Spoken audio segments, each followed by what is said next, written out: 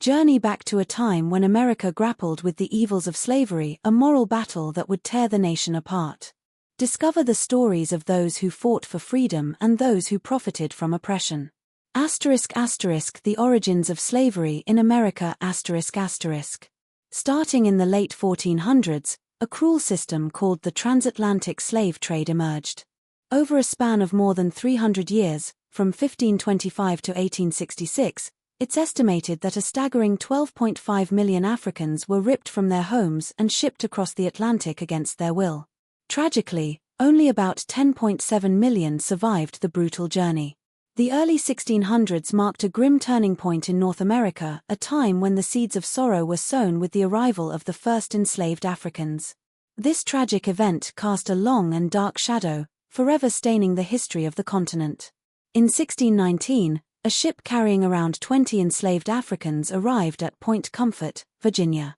It seemed like a small event at the time, a mere footnote in the grand narrative of history. But this arrival, this forced disembarkation onto foreign soil, was a pivotal moment, a turning point that would set the stage for centuries of systematic enslavement in the American colonies. The brilliant Ghanaian scholar Abina Bushia, a powerful voice for justice and equality, recognized the profound significance of this moment. She wrote, "The story of the African in the Americas begins with a river of tears and a trail of blood." These words, etched with pain and truth, capture the essence of the African experience in the New World, a story of unimaginable suffering, resilience, and an enduring struggle for freedom. But why did this happen? What drove European colonists to embrace such a cruel and inhumane system? The answer, in large part, lies in economics. The colonies held the promise of vast agricultural wealth, but cultivating labor-intensive crops like tobacco, cotton, and sugar required a large and readily available workforce. Initially, colonists relied on indentured servants from Europe, people who agreed to work for a set period in exchange for passage to the New World. But this system proved insufficient to meet the growing demand for labor. And so, driven by greed and a callous disregard for human life, plantation owners turned to the enslavement of Africans, seeing them not as human beings with rights and dreams, but as commodities to be bought, sold, and exploited for profit.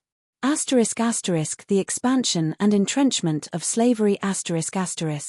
In the early 1700s, the institution of slavery in America took a sinister turn, its grip on the land and its people tightening like a vice.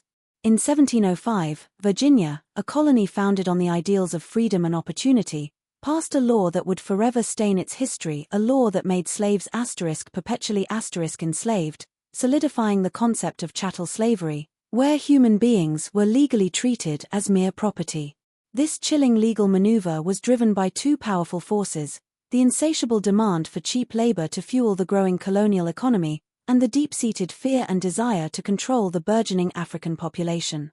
As the number of enslaved Africans grew, so too did the anxieties of the white colonists, who sought to create a system that would ensure their dominance and maintain the profitability of their plantations. Even some of the founding fathers, those who championed liberty and self-governance, recognized the hypocrisy at the heart of this system. In 1773, Benjamin Franklin, a man known for his wisdom and intellect, penned a letter lamenting the moral contradictions of the British Empire. He pointed out the absurdity of Britain priding itself on freeing enslaved people who landed on its shores while simultaneously allowing its merchants to profit handsomely from the very trade that had enslaved them in the first place. The roots of this deeply flawed system could be traced back to 1619, when the first slave farm in North America was established in Jamestown, Virginia. What began as a small-scale enterprise would, by the late 17th century, become deeply entrenched in the social and economic fabric of the southern colonies. The invention of the cotton gin in 1793 by Eli Whitney revolutionized the cotton industry, transforming the South into a vast cotton kingdom. This technological advancement, while seemingly beneficial, had a devastating consequence. It dramatically increased the demand for enslaved labor, as plantation owners rushed to expand their cotton acreage and reap the profits of this booming market. South Carolina, in particular, saw its enslaved population explode, fueled by the insatiable appetite for raw cotton from textile mills in the North and across the Atlantic in Britain. The lives of millions of African Americans were now inextricably linked to the production of this white gold, their bodies and spirits sacrificed on the altar of economic greed. By the early 1800s, the moral debate over slavery could no longer be ignored. Abolitionist William Lloyd Garrison, a fiery voice for freedom, declared in 1831, "We are going to decide whether the slave-holding, soul-driving system shall be continued."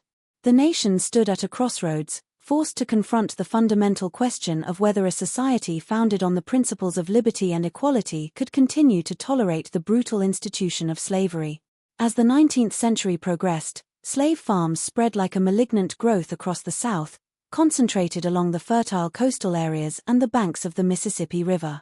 The 1860 census painted a stark and disturbing picture. Nearly 4 million enslaved people, the vast majority toiling on plantations, their lives and labor fueling the wealth and prosperity of a nation built on their suffering. Shadows of the plantation, the harrowing reality of enslaved life. As the sun peeked over the horizon, casting its golden rays across the vast fields of the American South, enslaved people were already at work.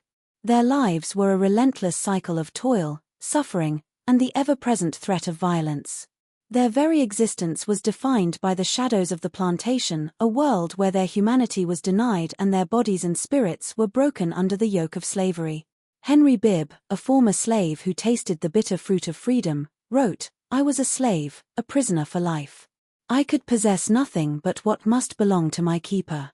These words captured the essence of their dehumanized status. They were not seen as individuals with rights and dreams, but as mere possessions, tools to be used and discarded at the whim of their enslavers. Their living conditions were abysmal, a stark contrast to the opulent mansions of the plantation owners. Families were crammed into tiny, dilapidated cabins, often with dirt floors and leaky roofs. At Magnolia Plantation in South Carolina, some cabins housed as many as 10 people in a space barely larger than a modern-day bathroom. Privacy was a luxury they could not afford, their lives constantly exposed to the gaze of others. Frederick Douglass, in his powerful autobiography, described similar conditions where enslaved people were forced to live in cramped and unsanitary quarters, their dignity stripped away. Food was scarce and of poor quality, barely enough to sustain the grueling labor they were forced to endure. Their meager rations typically consisted of cornmeal, pork fat, and molasses, a diet that lacked essential nutrients and left them vulnerable to disease. Solomon Northup, in his harrowing memoir, described the inadequate food provided to enslaved people, writing, "The allowance per week was a peck of corn and 3 or 4 pounds of pork, with a scum of salt." Malnutrition and diseases like cholera and pneumonia were rampant, ravaging the slave quarters and claiming countless lives. Workdays were long and grueling, stretching from sunrise to sunset with little respite. Cotton pickers, their hands raw and bleeding, were expected to pick an impossible 200 pounds of cotton each day. Failure to meet these quotas resulted in severe punishments, often at the hands of a brutal overseer.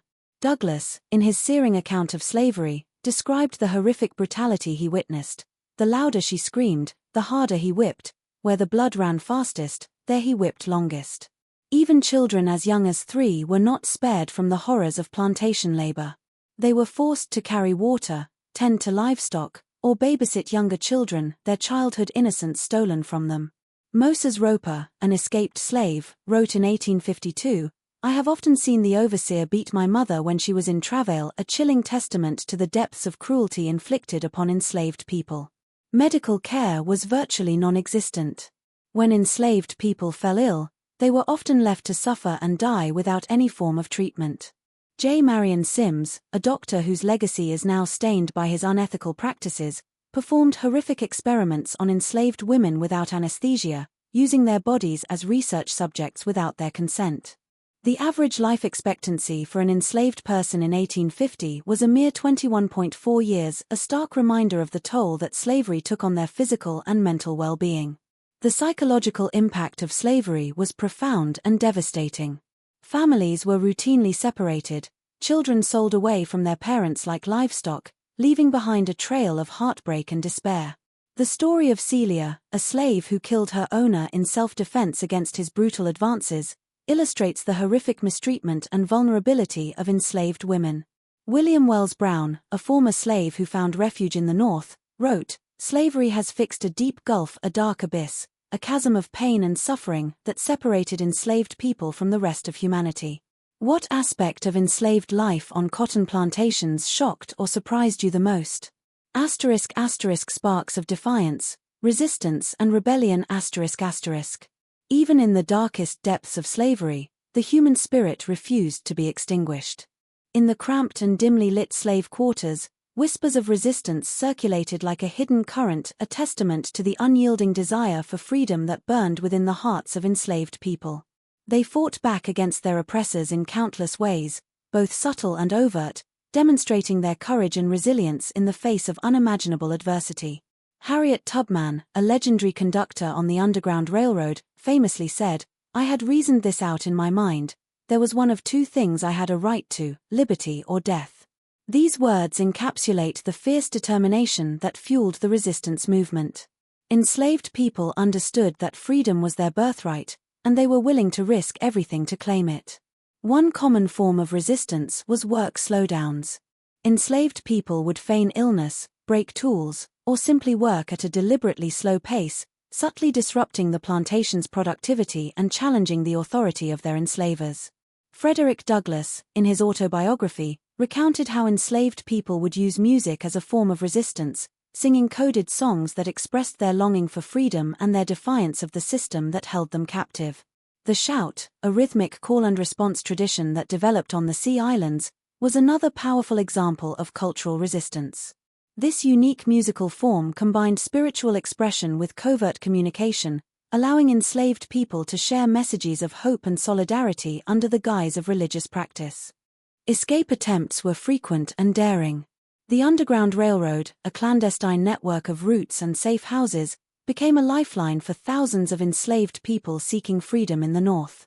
Harriet Tubman, a fearless conductor on the railroad, risked her own life to lead an estimated 70 enslaved people to freedom. William Still, a free black man who played a crucial role in the Underground Railroad, helped over 800 people escape to safety. He wrote in 1872, "The heroism should be kept green in the memory of this and coming generations, a testament to the courage and determination of those who risked everything for a chance at freedom." But resistance wasn't limited to individual acts of defiance. There were also large-scale revolts that shook the foundations of the slaveholding South. The Stono Rebellion of 1739 saw a group of enslaved Africans rise up in South Carolina, killing at least 20 white people and striking terror into the hearts of slaveholders. The rebellion, which lasted for several days, was brutally suppressed, but it demonstrated the potential for organized resistance and the deep-seated anger that simmered beneath the surface of plantation life. Historian Peter H. Wood wrote, "The Stono Rebellion was the largest revolt in Britain's mainland colonies, highlighting its significance in the history of slave resistance." Nat Turner's 1831 rebellion in Virginia was another pivotal moment in the fight for freedom. Turner, an enslaved preacher, led a group of around 70 enslaved and free black people in a bloody uprising that resulted in the deaths of an estimated 55 white people. The rebellion, though ultimately crushed, sent shockwaves through the South, leading to increased paranoia and the enactment of even stricter slave codes. Before his execution, Turner declared, "I am loaded with chains, but this is nothing compared to how I have been bound by my fellow creatures," a powerful statement that underscored the dehumanizing nature of slavery and the lengths to which enslaved people were willing to go to break free. The German Coast Uprising of 1811, the largest slave revolt in U.S. history, saw between 250 and 500 enslaved people march on New Orleans, armed with sugarcane knives and fueled by a burning desire for freedom. Led by Charles Deslands, they burned plantations and killed white slaveholders before being brutally suppressed by the militia. Over 100 enslaved people were killed in the aftermath, many beheaded as a warning to others who might dare to challenge the system. One rebel leader, Cook, declared, "We will show these whites that we are men, not beasts of burden," a defiant cry that echoed the sentiments of countless others who yearned to be recognized as human beings. Despite the brutal reprisals that often followed acts of resistance, the spirit of defiance could not be extinguished. William Wells Brown, a former slave who became a prominent abolitionist, wrote, "The slave is a thing, a marketable commodity, and yet he is a man," a powerful reminder that even in the eyes of the law, enslaved people were still human beings with inherent dignity and a right to freedom. Maria Stuart, a free black woman and abolitionist, issued a stirring call to action in 1833, urging black women to rise up and fight for their liberation. "O, ye daughters of Africa, awake! Show forth that you are endowed with noble faculties." Her words resonated with enslaved and free black women alike, inspiring them to join the growing movement for abolition and to demand their rightful place in society. What forms of resistance employed by enslaved people do you find most inspiring or impactful? Slavery's central role in America's rise. The rhythmic clang of hammers, the creak of wagons, and the mournful songs of enslaved people, these were the sounds that echoed through the vast cotton fields of the American South, a symphony of forced labor that fueled the economic engine that propelled the United States to global prominence. But this prosperity came at a terrible human cost, a cost that can never be truly calculated. Frederick Douglass, a former slave who became a powerful voice for abolition, wrote with searing clarity about the dehumanizing nature of slavery. The slaveholding regime regards the slave as a thing, a commodity. Enslaved people were not seen as individuals with rights and dreams, but as mere instruments of profit, their bodies and spirits reduced to mere entries on a ledger. This dehumanization was enshrined in law, as evidenced by the 1705 Virginia Slave Code, which stripped enslaved people of their basic human rights and codified their status as property. The economic importance of slave labor, particularly in the South, cannot be overstated. By 1860, enslaved people represented 13% of the U.S. population, forming the backbone of the plantation system that dominated the Southern economy. Their value was estimated at a staggering $3.5 billion, the equivalent of nearly $1 trillion today. Historian Walter Johnson aptly notes, slavery was not just a labor system, it was the nation's largest financial asset, a stark reminder that the institution of slavery was deeply intertwined with the very fabric of the American economy. The 1860 census revealed a shocking truth. The South's enslaved population was more valuable than all of its railroads, factories, and banks combined. The profits derived from slave labor permeated every aspect of the American economy. Cotton, picked by the calloused hands of enslaved people, was shipped to northern textile mills, where it was transformed into cloth and then exported around the world. By 1850, cotton accounted for over half of all U.S. exports, making it the nation's most valuable commodity. Senator James Henry Hammond of South Carolina, a staunch defender of slavery, declared in 1858, "Cotton is king, and no power dares to make war upon it," a statement that reflected the South's unwavering belief in the economic and political power of its slave-based economy. Economist James DeBow, another proponent of slavery, wrote, "The cotton crop is the wonder of the age," a sentiment that captured the awe and fascination with which the world viewed the South's seemingly limitless capacity to produce this valuable commodity. But the profits from slavery didn't stay in the South. They flowed northward, fueling the growth of industries and financial institutions in the North. New England's textile mills, for example, were heavily dependent on Southern cotton, creating a complex and intertwined economic relationship between the two regions. Historian Eric Foner notes, the slave economy had ripple effects, with plenty of northern merchants profiting from the slave trade, highlighting the widespread complicity in the system of slavery. William Lloyd Garrison, a fiery abolitionist, recognized this complicity and condemned it in no uncertain terms. "Every man who eats the bread of slavery is a man-stealer." He understood that the economic benefits of slavery extended far beyond the plantation owners, and that many Northerners, through their consumption of slave-produced goods and their investments in businesses that profited from slavery, were indirectly supporting this brutal system. Slavery's economic reach extended far beyond the borders of the United States. Southern cotton fed the textile mills of Great Britain, fueling the Industrial Revolution that was transforming the world. By 1860, nearly 80% of the cotton used in Britain came from the American South. Historian Sven Beckert writes, "Cotton, and with it slavery, became the driving force of a globally interconnected economy, highlighting the global significance of slavery and its impact on the world stage." Whispers in the Quarters, the hidden world of enslaved culture. As darkness descended upon the plantations of the American South, a different kind of life stirred in the slave quarters. Hushed voices mingled with soft laughter as enslaved people gathered in the flickering lamplight, finding solace and strength in the shared bonds of community. They told stories of their homelands, sang songs that echoed across the ocean, and whispered prayers to their ancestors, preserving a rich cultural heritage that slavery sought to erase. Frederick Douglass, who escaped the shackles of slavery to become a powerful voice for freedom, wrote, "The slave's happiness is not the end sought by slavery, it is necessary to darken his moral vision." But despite the dehumanizing efforts of the slaveholding system, enslaved people found ways to nurture their spirits, to create beauty and meaning in a world designed to crush them. Their cultural practices were as diverse as the African nations from which they had been stolen. Historian Ira Berlin notes, the African diaspora was a cultural diaspora. Enslaved Africans brought with them a tapestry of languages, religions, and traditions, weaving them together to create a vibrant and resilient culture in the New World. Preserving their ancestral religions was a vital act of resistance. Despite efforts by slaveholders to convert them to Christianity, many enslaved people continued to practice their native religions in secret, finding solace and strength in the spiritual traditions of their ancestors.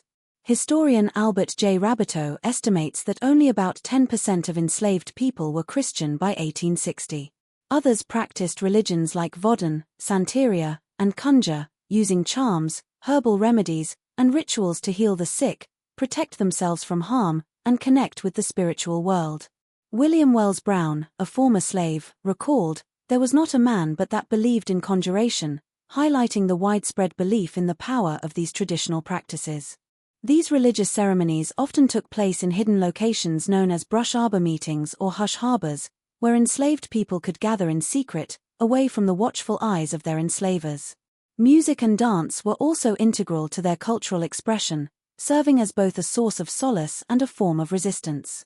Work songs, spirituals, and field hollers provided a rhythmic backdrop to their labors, a means of communication, and a powerful outlet for their emotions.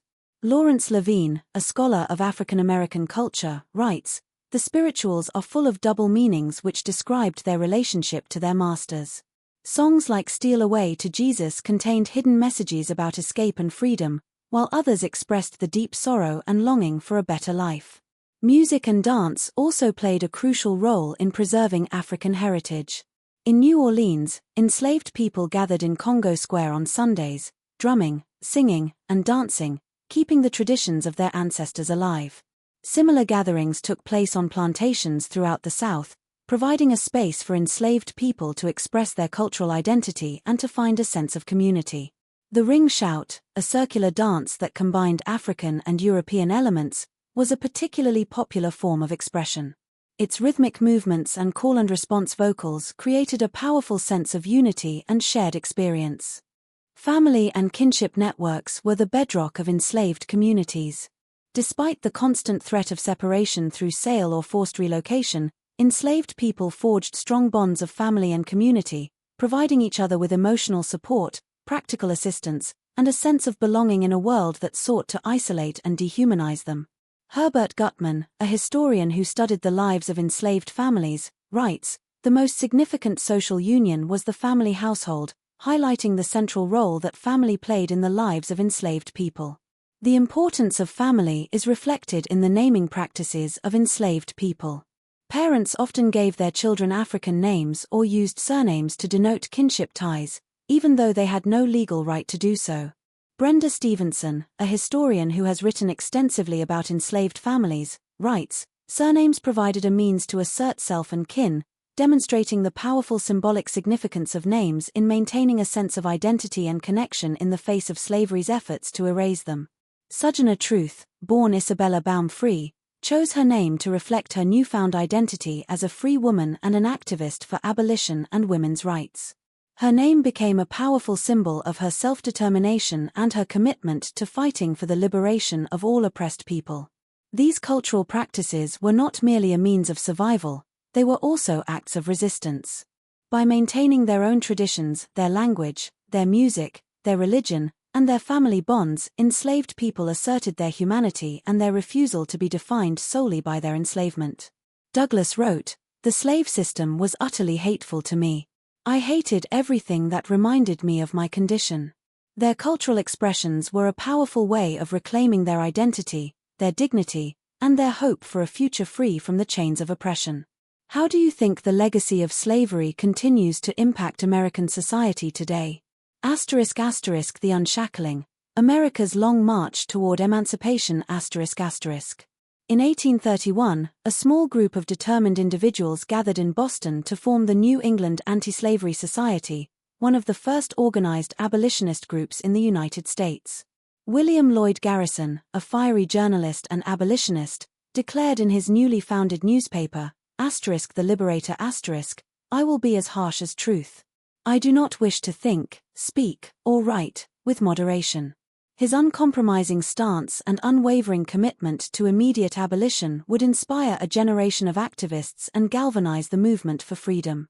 John Greenleaf Whittier, a Quaker poet and abolitionist, captured the growing spirit of resistance in his 1833 poem, "No More Shall the Sighing of the Slave Rise in Dread Appeal."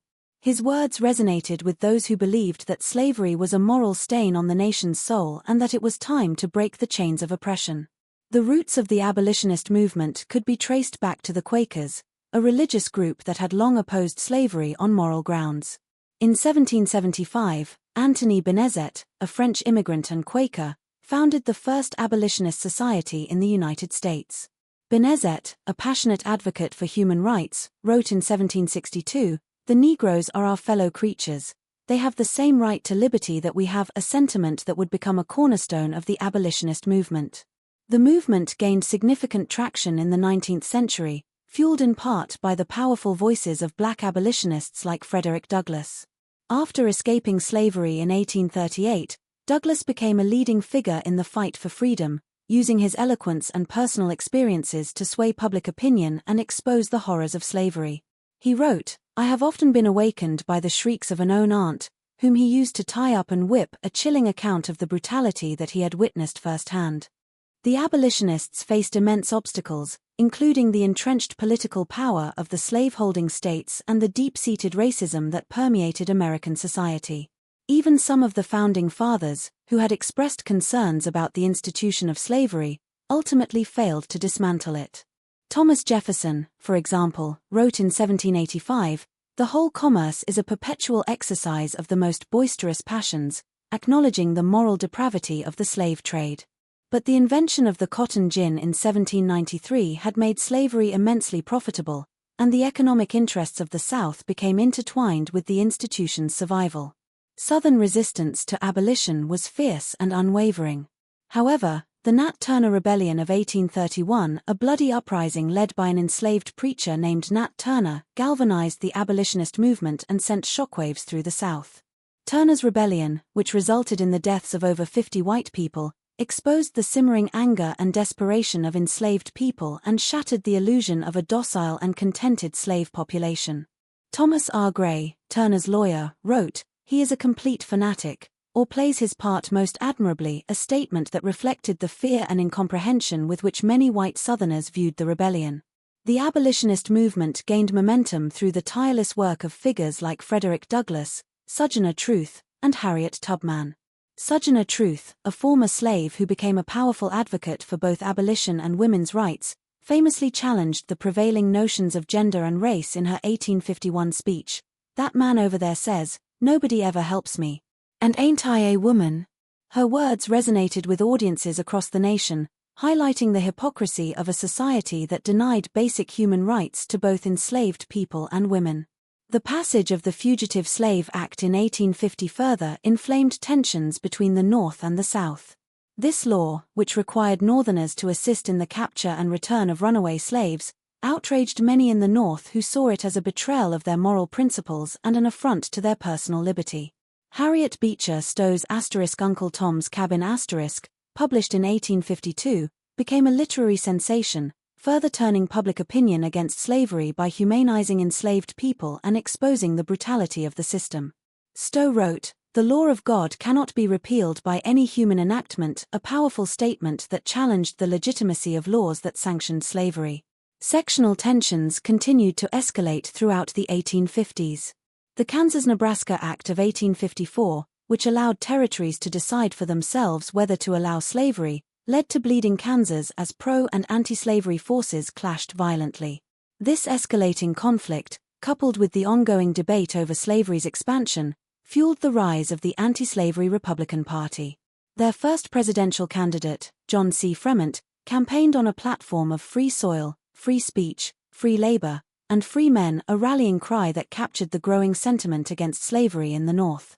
The election of Abraham Lincoln as president in 1860 proved to be a pivotal turning point in American history. Lincoln, a Republican who opposed the expansion of slavery, was seen as a threat to the Southern way of life, and his election triggered the secession of Southern states from the Union, leading to the outbreak of the Civil War. Lincoln's Emancipation Proclamation, issued in 1863, declared enslaved people in rebel states to be free, a bold and decisive act that transformed the war into a fight not just to preserve the Union, but to end slavery once and for all. In his second inaugural address, Lincoln reflected on the immense cost of the war and expressed his hope for a swift end to the conflict and a lasting peace. Fondly do we hope, fervently do we pray, that this mighty scourge of war may speedily pass away.